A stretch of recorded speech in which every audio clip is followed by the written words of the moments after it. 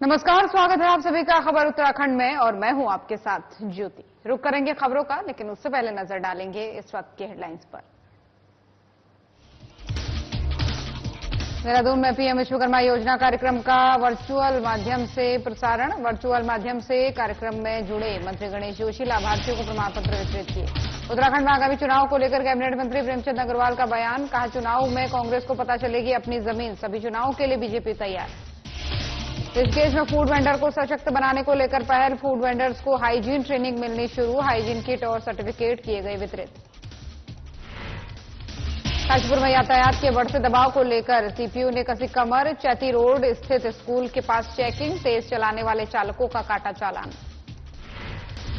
Rishikesh police गांजा तस्करी के खिलाफ कर रही कार्रवाई। महिला नशा तस्कर पहुंची सलाखों के पीछे। महिला तस्कर से 240 ग्राम गांजा किया बरामद। और चलिए शुरुआत करते हैं खबरों की। प्रधानमंत्री नरेंद्र मोदी के वर्धा महाराष्ट्र में पीएम विश्वकर्मा योजना की पहली वर्षगांठ कार्यक्रम का निरंजनपुर स्थित राष्ट्रीय कौशल प्रशिक्षण संस्थान देहरादून में वीडियो कॉन्फ्रेंसिंग के माध्यम से प्रसारण किया गया। ग्राम्य विकास मंत्री गणेश जोशी वर्चुअल माध्यम से कार्यक्रम में जुड़े। इस अवसर पर ग्राम्य विकास मंत्री गणेश जोशी ने योजना के लाभार्थियों को प्रमाण पत्र वितरित किए। इस दौरान मंत्री ने स्टॉल का अवलोकन भी किया। साथ ही उन्होंने परिसर में रुद्राक्ष के पौधे का रोपण किया। मंत्री गणेश जोशी ने पीएम विश्वकर्मा योजना की पहली वर्षगांठ पर सभी को बधाई और शुभकामनाएं देते हुए पीएम मोदी का आभार व्यक्त किया और कहा कि पीएम मोदी भी एक शिल्पी हैं जो देश के नवनिर्माण में निरंतर प्रयासरत हैं। पीएम हर वर्ग की चिंता करते हैं। इसी के साथ ही मंत्री गणेश जोशी ने कहा कि हमारे कारीगर भाइयों के बिना देश का नवनिर्माण संभव नहीं है। प्रधानमंत्री विश्वकर्मा योजना एक केंद्रीय योजना है जो कारीगरों और शिल्पकारों को सहायता देने के लिए शुरू की गई है। इस योजना के तहत कारीगरों को जमानत मुक्त ऋण, कौशल प्रशिक्षण, आधुनिक उपकरण, डिजिटल लेन देन के लिए प्रोत्साहन और बाजार संपर्क सहायता दी जाती है। कौशल सम्मान योजना की पहली वर्षगांठ है और एक बहुत बड़े कार्यक्रम में महाराष्ट्र में वर्धा में प्रधानमंत्री जी ने इसको संबोधित किया है। देश के अंदर 550 स्थानों पर ये कार्यक्रम हुए हैं, क्योंकि देश की जीडीपी में एमएसएमई सेक्टर का 30% से अधिक का योगदान है। और आज इस योजना के माध्यम से हमारे वो शिल्पकार, चाहे सुनार हो, चाहे बड़ई हो, चाहे मोची हो, चाहे मिस्त्री हो, ऐसे 18 किस्म के हमारे लोग जो नव भारत के निर्माण में अपनी भूमिका को सुनिश्चित कर रहे हैं, उनको आगे बढ़ाने का काम इस योजना के तहत मोदी सरकार कर रही है। जहां उनको ट्रेनिंग के समय 500 रुपया पर डे दिया जाता है, आने जाने का किराया दिया जाता है, 15,000 रुपये औजार खरीदने के लिए सरकार दे रही है और 3 लाख तक का बिना गारंटी का लोन 5% पर सरकार दे रही है, जिससे हमारी इस समाज का जो वर्ग जो आजादी के बाद कई वर्षों से उपेक्षित था, उसको आगे लाने का काम माननीय मोदी जी ने किया है। पूरे देश के अंदर 3 लाख से अधिक लोग इससे जुड़े हैं और हमारे प्रदेश के अंदर भी 5,000 से अधिक लोग। और अब बड़ी खबर सामने आ रही है देहरादून से, जहां पर आगामी चुनावों को लेकर के कैबिनेट मंत्री प्रेमचंद अग्रवाल का बयान सामने आया है। तो ये बड़ी जानकारी आपको दे रहे हैं, जहां पर उत्तराखंड में आगामी चुनाव को लेकर कैबिनेट मंत्री प्रेमचंद अग्रवाल बोले, केदारनाथ उपचुनाव, नगर निकाय, पंचायत चुनाव में कांग्रेस को पता चलेगी अपनी जमीन, सभी चुनावों के लिए बीजेपी तैयार।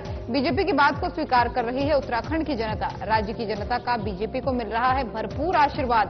केंद्र और राज्य सरकार के साथ पीएम नरेंद्र मोदी के कामों पर चुनाव में जाने और जीतने का बनता है आधार। तो ये बड़ी जानकारी आपको दे रहे हैं कैबिनेट मंत्री प्रेमचंद अग्रवाल का बयान। जितने भी चुनाव होने हैं उसमें कांग्रेस को अपनी धरती पता चलेगी। उसमें केदारनाथ का चुनाव भी है, निकाय के चुनाव भी है, पंचायतों के चुनाव भी है। यानी कि मैं ये कह सकता हूं कि अब हम किसी भी चुनाव के लिए भारतीय जनता पार्टी तैयार है। हम अपने उस तैयारी को संगठनात्मक दृष्टि से तो मैं कह रहा हूं, अपने प्रदेश की सरकार, माननीय केंद्र के हमारे सरकार, जिसमें माननीय हमारे प्रधानमंत्री आदरणीय मोदी जी के काम के आधार पर मैं बात कर रहा हूं। क्योंकि आज जनता जिस प्रकार से हमें आशीर्वाद दे रही है, जिस प्रकार से हमारी बात को स्वीकार कर रही है, तो वो एक आधार बनता है चुनाव में जाने का। उसमें और केंद्र सरकार ने फूड वेंडर को सशक्त बनाने की दिशा में एक और कदम उठाया है। सरकार ने national association street vendors of India के सहयोग से वेंडर्स को फूड सेफ्टी हाइजीन ट्रेनिंग देना शुरू किया है। ऋषिकेश नगर निगम में 3 दिन और उसके बाद मुनिकीरेती नगर पालिका में 2 दिन तक ये ट्रेनिंग चलेगी। पहले दिन की ट्रेनिंग में राष्ट्रीय जनता पावर के सहयोग से 100 वेंडर ट्रेनिंग लेने पहुंचे, जिनको ट्रेनिंग के बाद से हाइजीन किट और सर्टिफिकेट दिए गए। ट्रेनिंग देने पहुंची सीएम अमित शाह ने बताया कि 550 फूड वेंडर को ये ट्रेनिंग देने का लक्ष्य निर्धारित किया गया है। इस लक्ष्य को पूरा करने के लिए ट्रेनिंग आयोजक कमलेश उपाध्याय, वेंडर्स लीडर यशवंत रावत और सुरेश नेगी का सहयोग लिया जा रहा है। ये दोनों वेंडर्स लीडर ज्यादा से ज्यादा फूड वेंडर्स को ट्रेनिंग में लाने के लिए सहयोग दे रहे हैं।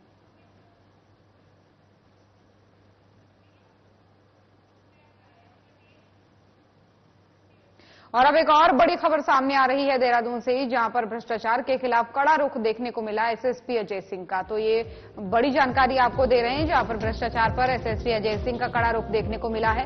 सीएम धामी ने सरकारी पोर्टलों पर कार्यरत कर्मचारियों पर विशेष नजर बनाए रखने के दिए थे सख्त निर्देश। सीएम हेल्पलाइन 1905 पोर्टल पर कार्यरत कर्मचारियों के खिलाफ दून पुलिस की बड़ी कार्रवाई। भ्रष्टाचार निवारण अधिनियम में 2 पर मुकदमा दर्ज किया गया है।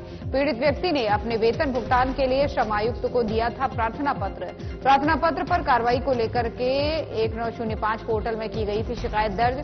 शिकायत को निस्तारित करने के एवज में कर्मचारी ने 2500 की मांग की थी। जांच में पीड़ित व्यक्ति ने पैसों की मांग किए जाने की पुष्टि की और दून पुलिस ने स्वयं वादी बनकर के कर्मचारियों के खिलाफ किया मुकदमा दर्ज। पुलिस दोनों कर्मचारियों को हिरासत में लेकर पूछताछ कर रही है। तो ये बड़ी जानकारी आपको दे रहे हैं। माननीय मुख्यमंत्री उत्तराखंड द्वारा 1905 पोर्टल की समीक्षा बैठक के दौरान सभी अधिकारियों को सभी शिकायतों को संज्ञान लेकर उसमें त्वरित निस्तारण के निर्देश दिए थे। साथ ही साथ सभी शिकायतकर्ताओं से फोन पर बात करके उनकी संतुष्टि के लिए भी अवगत कराया था। इसी क्रम में मासिक अपराध समीक्षा में भी सभी थाना प्रभारियों को देहरादून में निर्देश दिए गए थे कि सभी शिकायतों का निस्तारण भी किया जाए और शिकायतकर्ताओं से भी पर्सनली बात करके उनकी समस्या का समाधान हुआ है कि नहीं, इसकी जानकारी दी जाए। इसी संबंध में गोपनीय सूचना प्राप्त हुई कि एक शिकायतकर्ता जो गुरुकुल नासन में एक रेस्टोरेंट में काम करता था, उसका बहुत महीनों का जो वेतन है वो नहीं दिया गया, जिस संबंध में उसके द्वारा श्रमायुक्त महोदय को भी अपनी शिकायत दी गई थी और साथ ही साथ उस शिकायत को सीएम हेल्पलाइन पोर्टल पर भी प्रेषित किया गया था।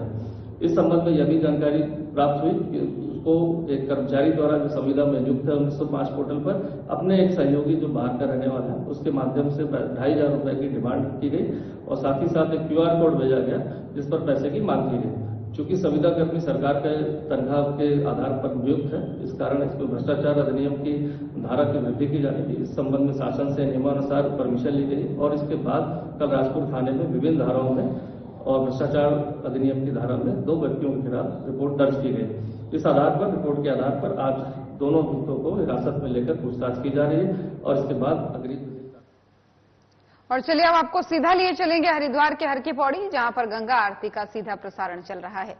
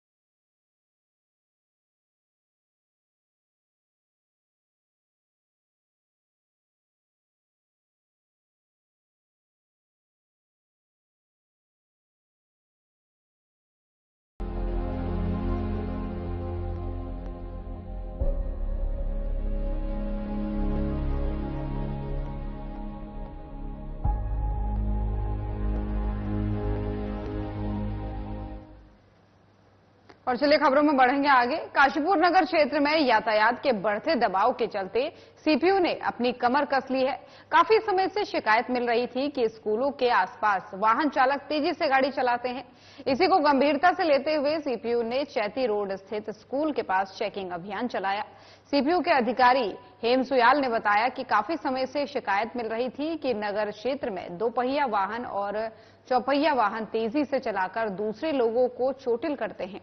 उन्होंने सबसे पहले स्कूल के आसपास छुट्टी के समय चेकिंग अभियान चलाया और तेज चलाने वाले वाहनों का चालान भी किया।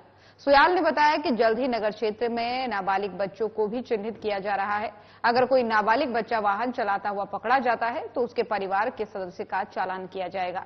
उन्होंने कहा कि यह अभियान आगे भी जारी रहेगा। बारिश की वजह से सड़क में गड्ढे हो गए थे। गड्ढों की वजह से थोड़ा ट्रैफिक बहुत धीरे चल रहा था, तो अब धीरे धीरे अधिकारियों से बात की है, एनएच वालों से, पीडब्ल्यूडी वालों से। अब गड्ढे भर देंगे तो यातायात चलने में सुगमता होगी। और इसी बीच ये हमारे वरिष्ठ अधिकारी समय समय पर निर्देशित करते रहते हैं स्कूल आदि में चेकिंग करने के लिए। आज ये तुलाराम राजाराम विद्या मंदिर में इसी क्रम में हम चेकिंग कर रहे हैं। कुछ बच्चों के चालान किए हैं, कुछों को समझा करके छोड़ दिया। ये भी बीच बीच में हम इसीलिए स्कूलों में चेकिंग कर रहे हैं और अंदर मीटिंग करके सभी बच्चों को जागरूक कर रहे हैं और चालानी कार्रवाई भी कर रहे हैं। और अब एक और बड़ी खबर सामने आ रही है देहरादून से ही, जहां पर शराब माफियाओं के खिलाफ एसएसपी अजय अलर्ट मोड पर दिखाई दे रहे हैं। तो ये बड़ी जानकारी आपको देहरादून से दे रहे हैं, जहां पर शराब माफियाओं के खिलाफ एसएसपी अजय अलर्ट मोड पर हैं। नेहरू कॉलोनी क्षेत्र में दून पुलिस ने अवैध शराब के गोदाम का भंडाफोड़ किया है। 3 शराब तस्करों को गिरफ्तार किया है। 30 पेटी अंग्रेजी शराब, उत्तराखंड की शराब के विभिन्न ब्रांडों के स्टीकर, मोनोग्राफ और तस्करी में प्रयुक्त यूटिलिटी वाहन किया बरामद। बाहरी राज्यों से शराब की तस्करी कर उत्तराखंड में कई जिलों में तस्कर करते थे अवैध शराब की सप्लाई। शराब माफिया सब्जी के खाली कैंटरों में रखकर यूटिलिटी के माध्यम से करते थे शराब की सप्लाई। आबकारी विभाग को लगा रहे थे लाखों रुपए के राजस्व का चूना। फरार शराब माफिया की तलाश फिलहाल जारी है। तो ये शराब माफियाओं के खिलाफ अभियान लगातार चल रहा है और एसएसपी अजय इसको लेकर अलर्ट मोड पर है।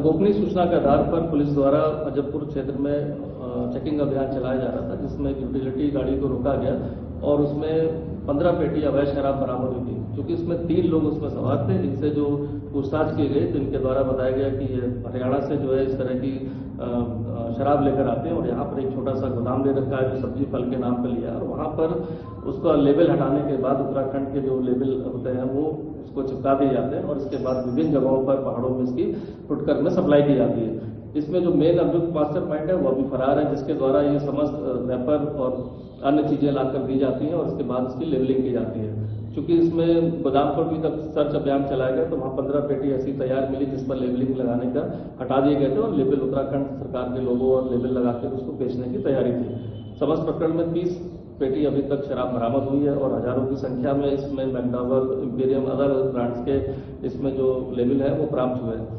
एक जो फरार अभियुक्त है उसकी टीम को भेजा गया उसकी तलाश के लिए, तब समस्त जानकारी इसमें मिल पाएगी कि कहाँ पर ये इस तरह के लेबल प्रिंट कराए जाते थे और इसमें अन्य किस तरह के लोग शामिल हैं और ये सप्लाई चेन कहाँ से जुड़ी हुई है। इस संबंध में समस्त टीम को इसमें लगाया गया और आगे की और पिरान कलियर क्षेत्र के सनराइज पब्लिक स्कूल में रात को चोरों ने कार्यालय का ताला तोड़कर लैपटॉप, कैमरे और अन्य सामान सहित हजारों रुपए की नकदी चुरा ली। प्रधानाध्यापक मुंतजिर ने चोरी की तहरीर पुलिस को देकर कार्रवाई की मांग की है। वहीं सनराइज पब्लिक स्कूल के प्रधानाध्यापक मुंतजिर ने बताया कि उन्होंने सुबह स्कूल आकर देखा तो स्कूल के कार्यालय का ताला और अंदर अलमारी का लॉक टूटा हुआ था।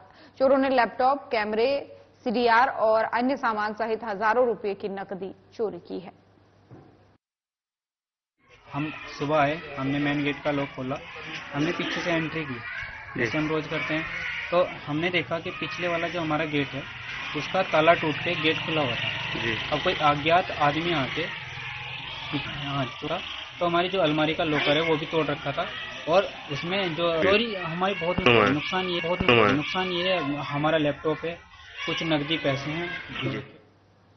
और पुरुषों के बाद अब नशा तस्करी में महिलाओं की संख्या भी बढ़ती हुई दिखाई दे रही है। लगातार पकड़े जाने वाली महिला तस्कर इस बात की खुद तस्दीक कर रही हैं। तस्दीक कर रही हैं। आपको बता दें कि आज भी कोतवाली पुलिस ने एक महिला नशा तस्कर को गिरफ्तार किया है, जिसके कब्जे से पुलिस ने 240 ग्राम गांजा बरामद किया है। गांजा तस्करी करने के आरोप में पुलिस ने महिला नशा तस्कर के खिलाफ मुकदमा दर्ज कर दिया है। आरोपी महिला को कोर्ट में पेश करने के लिए भेजा गया। कोतवाल राजेंद्र सिंह खोलिया ने मामले में बताया कि मुखबिर की सूचना पर पुलिस ने बनखंडी में छापेमारी की। इस दौरान एक महिला को गांजे के साथ गिरफ्तार किया गया, जिसकी पहचान माया निवासी बनखंडी के रूप में हुई है। आपको बता दें कि पहले भी शहर की कई महिला नशा तस्करों को पुलिस गिरफ्तार कर जेल भेज चुकी है और जो जेल से छूटने के बाद फिर से नशा तस्करी के धंधे में लगने लगी हैं। पुलिस का कहना है कि एसएसपी अजय सिंह के निर्देश पर नशे के धंधे में लिप्त रहने वाले तस्करों की सूची तैयार की जा रही है, जिन पर जल्द ही प्रभावी कार्रवाई की जाएगी।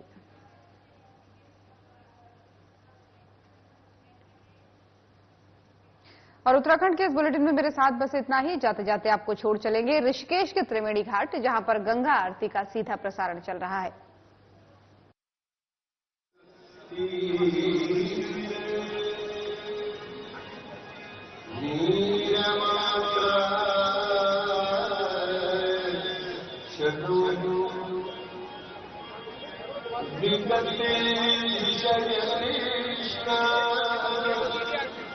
कृष्ण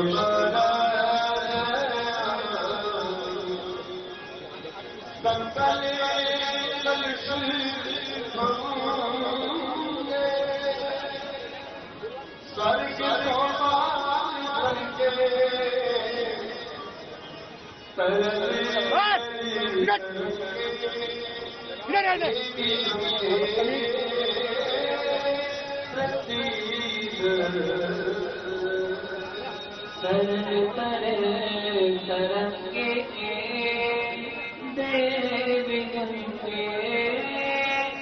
रसीदा